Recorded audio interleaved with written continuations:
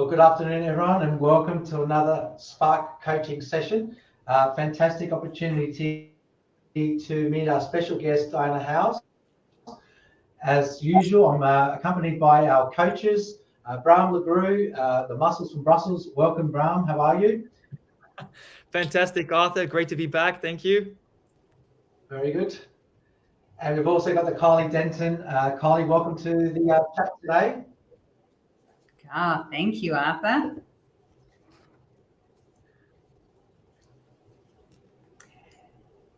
Little bit of a delay, so I'm going to introduce Diana. So welcome, Diana. We might just get you to introduce our special guest, Diana. Yeah, beautiful. So welcome, Diana. It's so lovely to see you again. You are over in the States at the moment, so I know it's about 9 o'clock there for you. So thank you for making the time.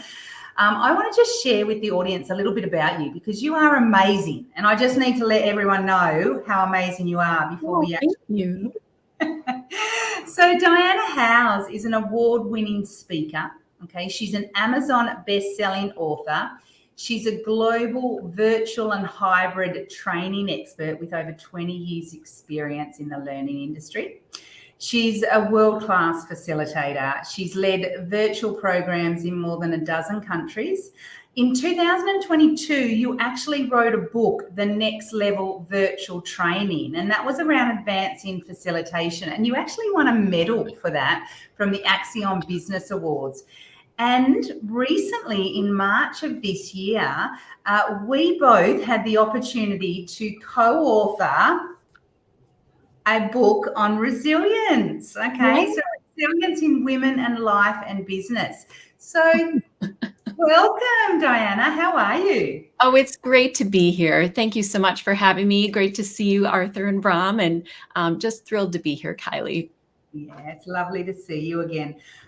One of the things that we are really fortunate is to be able to contribute to books on a regular basis where we are asked to share our ideas or our thoughts around different topics.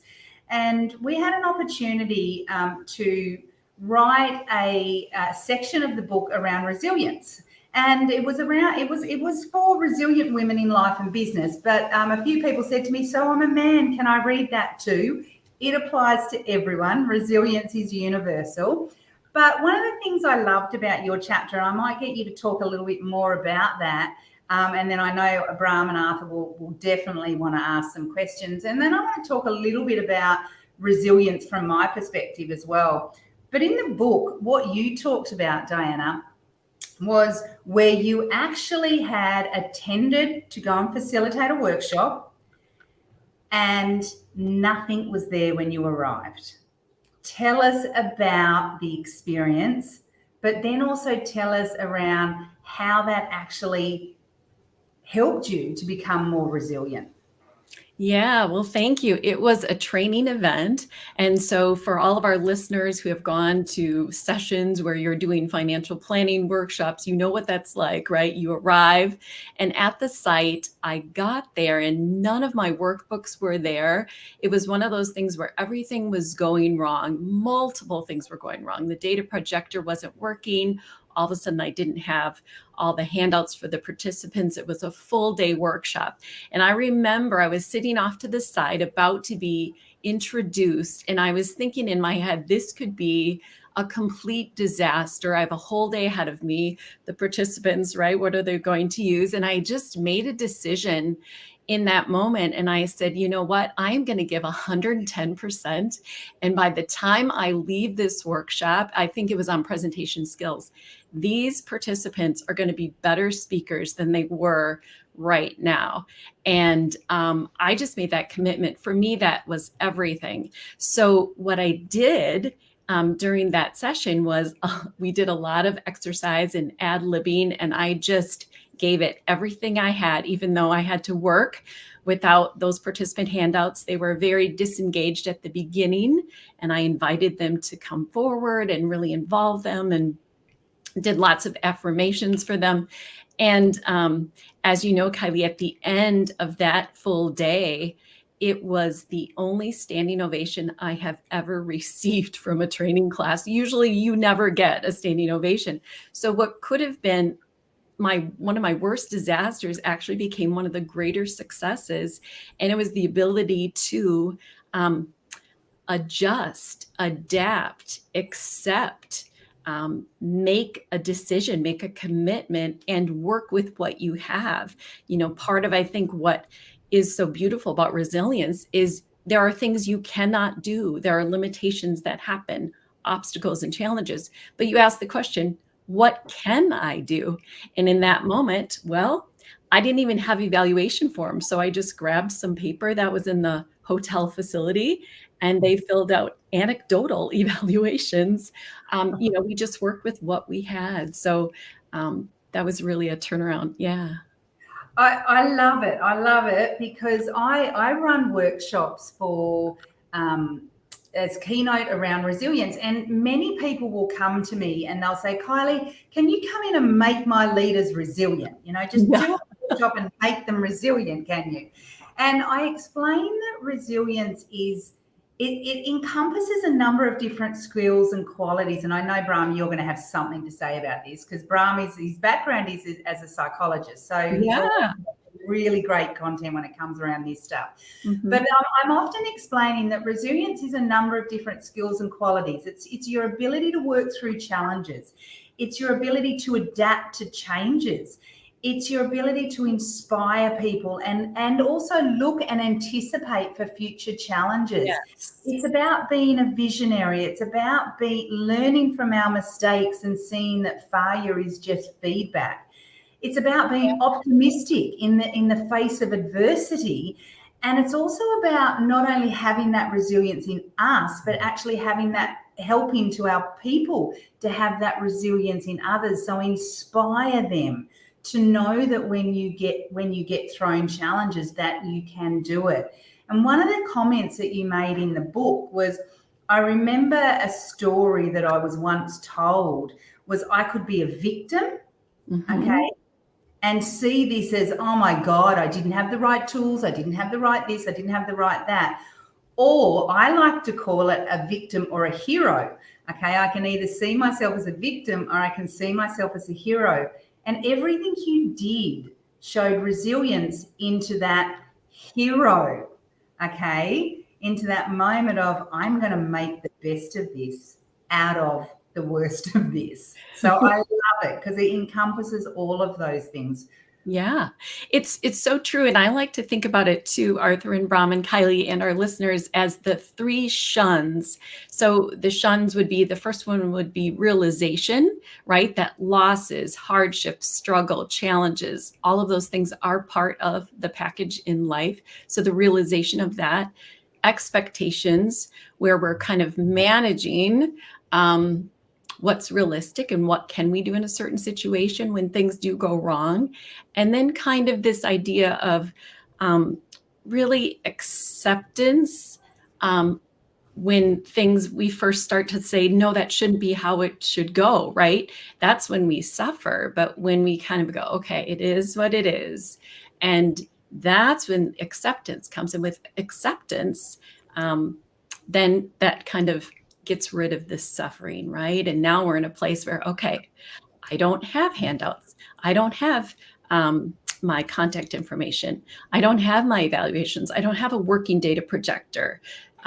What can I do? And that's when kind of those solutions come to you once you get to that point of acceptance. I love the book by, it's called the Road Less Traveled. And one of the opening statements is something like, I'm paraphrasing, but something like, in this world, you will have trouble, right? Life is difficult. But once you truly understand and truly accept that there are difficulties, then life is no longer difficult. So kind of managing expectations around that, right? I think it's really important. Love it. Love it. Brahm, I know you're biting at the chip to tell us something. Can you tell? Yeah. Anyway, I love the story. And I'm glad, Kylie, that you asked Diana to share her story from, that one illustrious day where everything went wrong. The wrong way. And then it beautifully turned out for the better. Look, it's a great story. I noticed how you use that "what can I do" as a what I call a brain hack. Oh, Um, yeah. a few years ago, I actually was invited to speak for the University of Adelaide to present to graduates who were about to go to employment, and where that resilience, you really need it, because you're going to be in competition with others. You got to sell yourself, even if you're a scientist or a chemical engineer or an accountant and so on. And I just reminded, like these little things, like what you tell yourself, is so vital. So how does it help me? How does it serve me? What can I do? I always like also the idea of sharing with people that whatever happens to you, you're ready for it. Yeah. Like, that's very empowering, to use that sort of thing. Like, I'm ready for this. I've got this, let's just wing it in a positive way and give our best. And I like that story as well, Diana, how you said, like, let me just give him 110%. 110%. Yeah, I love that, Brahm. And I just was talking with an executive, I want to say a couple weeks ago, very recently. And so she is an executive in a government agency, but she also oversees many other agencies. And she was talking about her normal day, but she was saying, I just have to start the day in receiving mode, meaning she mentally, like you were saying, Brahm, with your thought life, is ready to receive, right? Because problem comes her way. All right, let's come up with a plan. Another challenge comes. All right, let's figure out what we're going to do. Another challenge comes, right? And so she's just like, I just have to make sure I'm ready in receiving mode. And I thought that was really insightful, because it's managing the expectations as well. And then it ties into what you were saying about really watching those thoughts, because the thoughts trigger the emotions trigger behaviors. It's really important to kind of watch what we're thinking about. Absolutely. Now, Kylie, you mentioned the mindset of victim versus hero.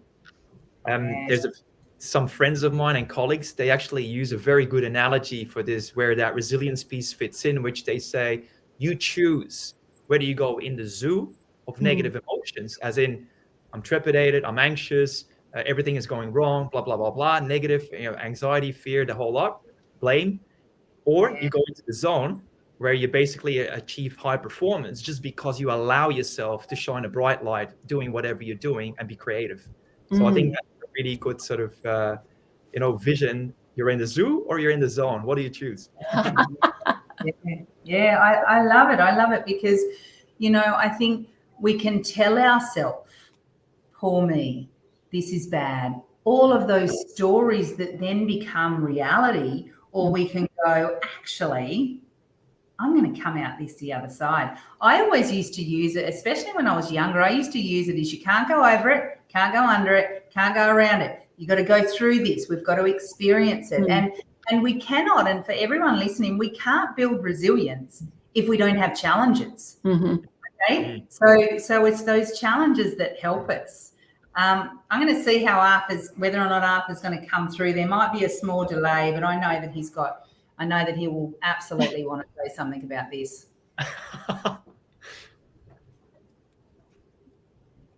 You got this, Arthur. Well, I'm being very resilient at the moment. Example right here. dealing with about a 5 to 6 second delay. So I actually know that. So now that I'm talking, you're hearing me 5 or 6, 7 seconds later. So I'm just going to accept that is the case. And I'm just going to roll with the punches and trust that the steel is coming through. So I'm just going to get on with it. And by going through that, I now understand that your model that you just shared earlier, Diana, is just immersing yourself with the shuns that you described, accepting that the challenges that you're confronted with, and making the most of it, and just having that, I guess, that mindset. And like you said earlier, Kylie, resilient is, everyone talks about being resilient, but unless you choose the path less walked, or choose to immerse yourself in the challenge, you don't build resilience. And it's like that trust model where trust is built over time. and Yeah. resilience is built over time. So the smaller the challenge, leads you to the confidence to tackle the next challenge. And I think it's an interesting point that you made around acceptance. It is so true, because until you accept, you're not ready, and you're not in that mindset to look for the opportunities that might be blatantly obvious in front of you, because you've just turned a blind eye to everything, because you're inward focused, you're blaming X, you're blaming Y, you're not looking for opportunities. And it's interesting as well in a sporting context. My children play competitive sport, and one of those sports is tennis. And tennis is an excellent example, because there's a finite period of time. There's a number of points that are possibly played, and you've got to get enough points to obviously win games, enough games to win sets, and enough sets to win a match. And it's like the ultimate test of mental resilience, because there's a time limit and a finite number of opportunities. And the more time you spend in that non-acceptance mode of a shot that you just played that didn't go in, the less time you've created yourself to beat those factors. And so they say in tennis, you have to accept that you've made an error, and you need to then re-engage with the next point. And that's what separates the elite players from the average players, because when they're upset about a point or a bad call, and they stay in that mindset of non-acceptance, they're not continuing on with the challenge, and you're giving more points and more time to your opponent to ascend themselves upon you. And then if you're out for one game of a set, that's all your opponent needs to overcome you in that set. So if you disengage for that period of time, you've pretty much lost the match. You've potentially lost the match. So I think what I would like to hear more, and I'm going to pass back to you, Diana, is what are some of the tips that you can offer for someone that has a challenge to get themselves out of that mindset of non-acceptance towards acceptance, and therefore giving themselves an opportunity to build resilience? Yeah. Great question. It's a great illustration. Love the tennis example, Arthur. So if we're not in that state of acceptance yet, we're in a state of resistance, right? This shouldn't be. I can't believe this happened. It wasn't supposed to happen. And you're right. When you're caught in that, you can't see solutions anymore. So you're stuck. So resilience is really about what I like to say, and I think Kylie would say too, getting back up. Dusting yourself off and getting back up. And sometimes it takes us a long time to get back up. We get stuck. But if we can just take our time, get back up, do one little thing, whatever it is, because you want to keep moving forward.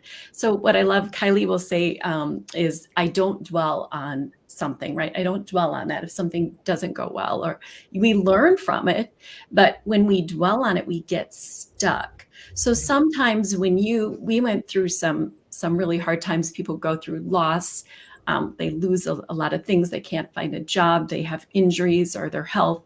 When those things happen sometimes, and you're just so numb, and that has happened to me. I've had people around me who say, better days ahead, better days ahead. And even if I didn't believe it myself, I believed that they believed it. So sometimes we do need that support system to help us realize there are better days ahead.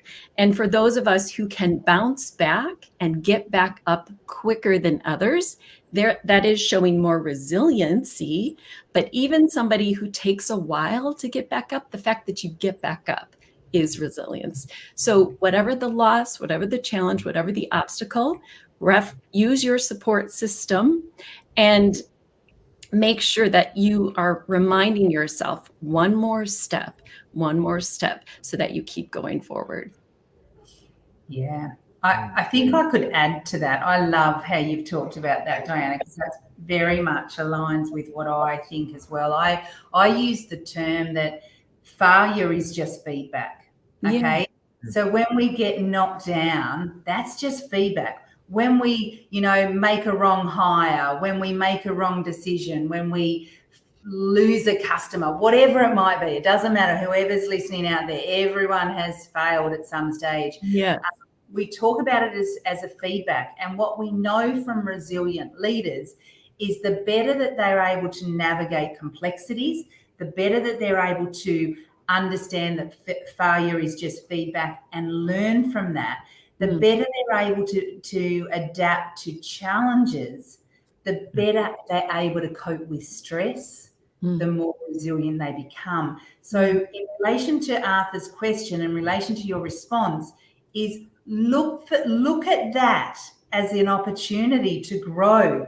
Don't look at it as an opportunity to hide under the covers and go, I'm never learning from this. Look at this as an opportunity to go, what do I need to do differently next time? What's my learnings? I know all of us here have been through hard times, and I remember asking myself a question many, many years ago when I was going through a divorce is, what's great about this situation? Now, for many people, they'd probably be going, what are you talking about? But there were some really great things about that situation. Sure. Okay. So although it was a tough time and there was some bad stuff, it was also made me more resilient as a person. What do you think, Bram? Absolutely. Yeah, look, fully with it. Iron is cast under pressure, and the same applies to people. I think sometimes parents with their kids get a bit overprotective, and they try to actually take away the challenges that the kids that kids need to build resilience. I think it's always finding that sort of balance between the two. But a question that I have for both of you ladies, having co-authored that book, is why did you actually think that women in life and business would need to hear about resilience? Because my experience with most women is that I actually have a lot of respect for them for the fact that they are so bloody resilient. Oh, good question. I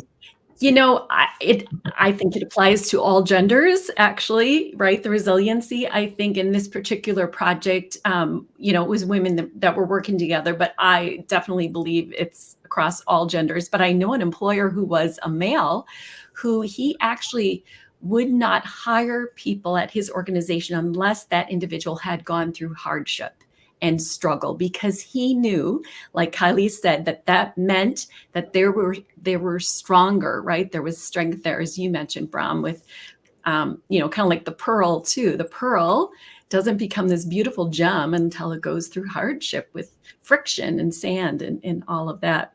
But Walt Disney, famously said at one point, he believed everybody should fail big when they're young, like he did, because he said, then you're not afraid of it anymore. It's kind of this big looming thing of failure. But as Kylie said, you can reframe that. And we reframe that as, this is right feedback that helps me then grow and become able to better navigate. Yeah.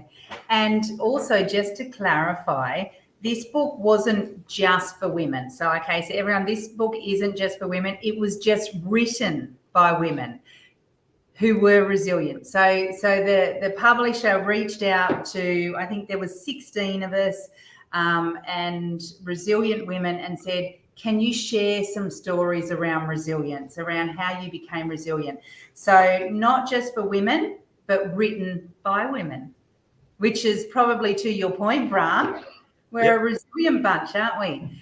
I know we're getting close to time now. So Diana, I would love, our audience, we've got lots of financial planning organizations, financial services industry people that listen to us. And I know one of the things that I've often seen in businesses, and not just financial planning practices, is training has taken a bit of a dive when people are no longer all together in the office. Okay. I'm big on virtual training. You are the queen of virtual training. So can you share how practices might be able to consider virtual training even when they have hybrid teams and they're not all together? Yeah, so hybrid is one medium that calls for different kinds of things. And then virtual, where we're all remote together, is then the other medium. Both can be very smooth and very successful. It takes a very skilled facilitator. So usually when we do hybrid meetings, sessions, trainings, I always like to have co-facilitators. One person who's on site and another co-facilitator who's online. And then you have an anchor in each venue, because you're really shepherding and encouraging participation from everyone. It takes more work in the hybrid environment, because you really want everyone to feel engaged and involved. So we just use tools that everyone can access. So usually digital tools. We don't use physical whiteboard because then not everyone can use it.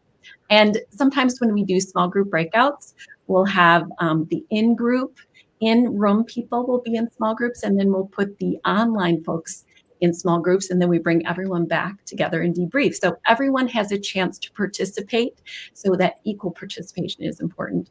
But I would say in the virtual medium too, one tip to keep in mind is just leveraging dynamism, which is movement. In other words, with your visuals, progressively building them, using multiple voices for more interest, keeping things moving and active, so we're not stagnated on, one slide for 10 minutes. So movement naturally calls our attention, right? And so just what I call the dynamic principle of engagement, leveraging movement in this environment can help to keep people engaged.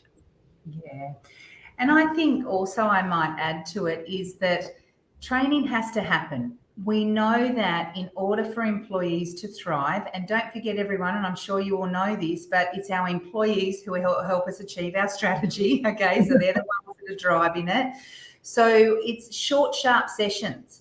It could be 90 minutes, it could be 1 hour, but don't let training suffer. People still need that development, that support, that coaching, those buddy-ins, but use some of those mediums and tools that Diana is talking about as well. Diana, I saw a question pop up going, where can you buy the book? We'll pop it into the chat bar. So you can buy it on Amazon. So we'll make sure that the link is on Amazon.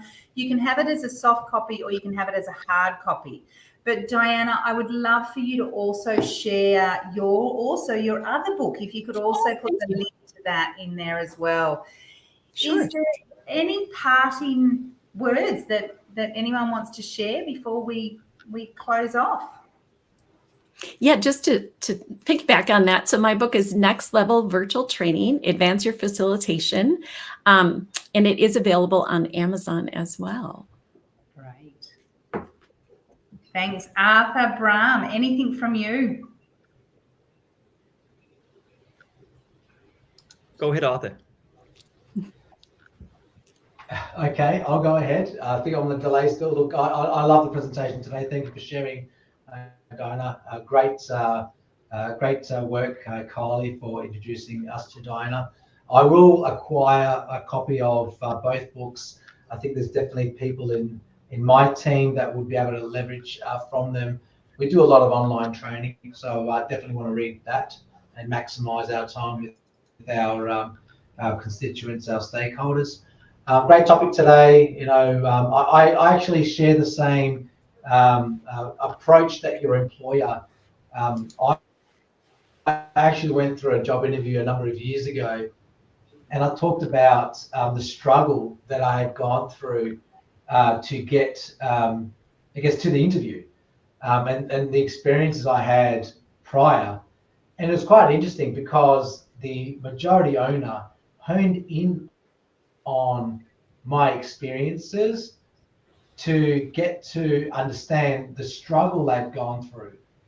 Whereas the other interviewers that were minority shareholders or the general manager, they kind of skimmed over it. They didn't really ask further questions. And in the end, it was 2 against 1 to hire me or to not hire me. Yeah. And the story goes is that the majority shareholder was the one, and he basically says, I'm making the decision, he's our guy.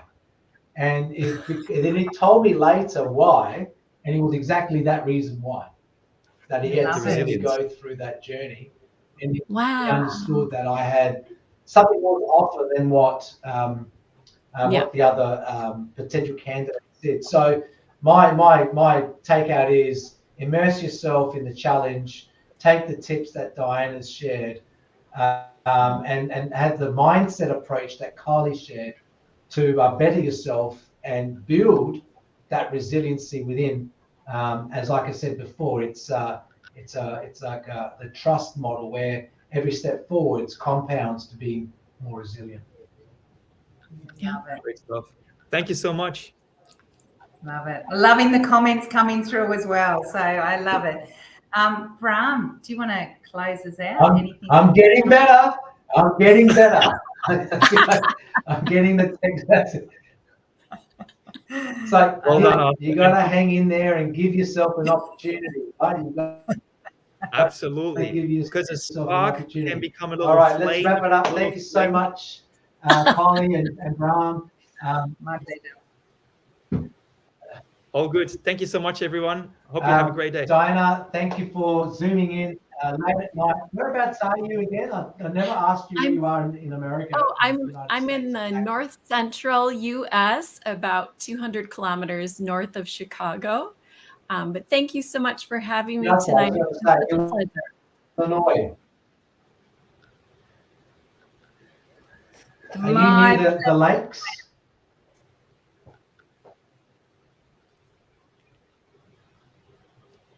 Are you in Illinois near the lakes? Is that where you are, Diana? Or am I? Yes.